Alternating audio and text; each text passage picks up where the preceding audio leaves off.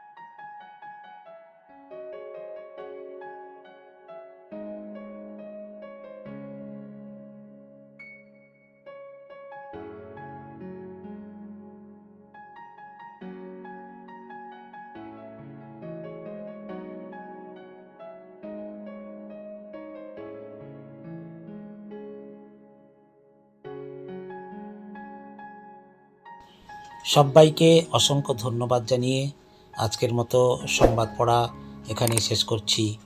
নমস্কার।